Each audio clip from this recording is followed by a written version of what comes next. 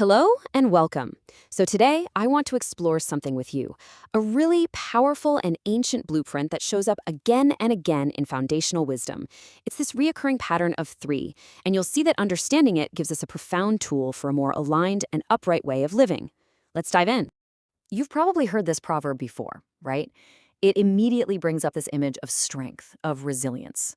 But, this piece of ancient wisdom is so much more than just a nice metaphor. It's actually a key. It unlocks a deeper way of seeing the world, a structure for how things hold together with real integrity. So that's the central question we're going to tackle here. We're going to take a journey together, starting from this simple, powerful image and moving all the way to a practical framework that you can actually apply to your own life and leadership. Okay, so our exploration really has to start with the core metaphor itself. In its original context, this idea of an unbreakable cord represents the three patriarchs. That's Abraham, Isaac, and Jacob.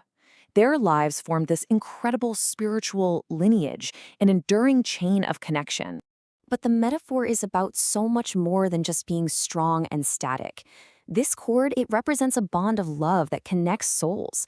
It really embodies harmony and balance, which is something we all need in a world that can feel so polarized. And here's the crucial part. It symbolizes dynamic movement. It's about a capacity to respond to life's challenges, not with rigidity, but with this resilient forward motion. It's all rooted in the idea of connection itself, of linking our world to its deeper source. So, if this pattern is such a stable and dynamic model, where else can we find it? Let's zoom out of it and see how this very same pattern builds into much larger structures, starting with, believe it or not, the very architecture of sacred texts. And here it is. We see the structure of Scripture itself follows this three-part model. It starts with teaching. Think of it as a descending light, a revelation coming down. This is then met with prayer, an ascending light, rising up from the human heart. And what mediates between them? The call to return. This creates a whole, complete, and balanced system of revelation and response.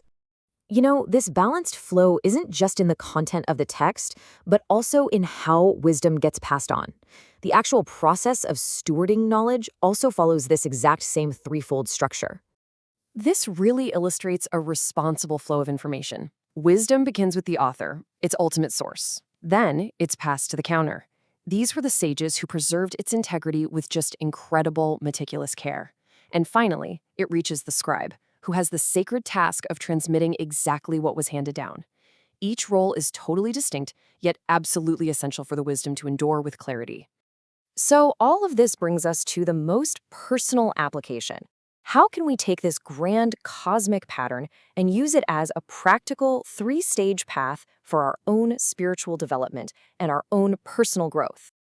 The path begins with submission, or hashna'ah.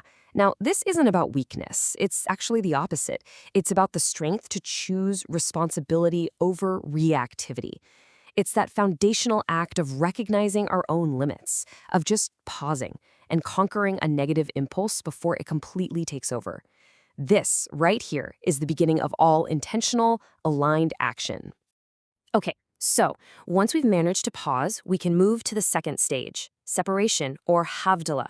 This is the active practice of discernment. It's about looking at a situation with real clarity and distinguishing what is true and helpful from what is not. It's that mental and spiritual act of cutting away the extra stuff, the unhelpful behaviors or narratives, to create focus and alignment. And finally, we arrive at sweetening, or hamtakah. And this is where the real transformation happens. In this stage, we don't just discard the energy we separated out, we elevate it. We find the core spark inside a challenge, and once we've clarified it through discernment, we transform it into a source of light and wisdom. This is how we build our internal authority, by turning what was a difficulty into a positive, life-giving force. Okay, let's bring all these different threads together now. We've seen this pattern in relationships, in scripture, in the flow of wisdom, and in our own personal transformation. So what does it all point to?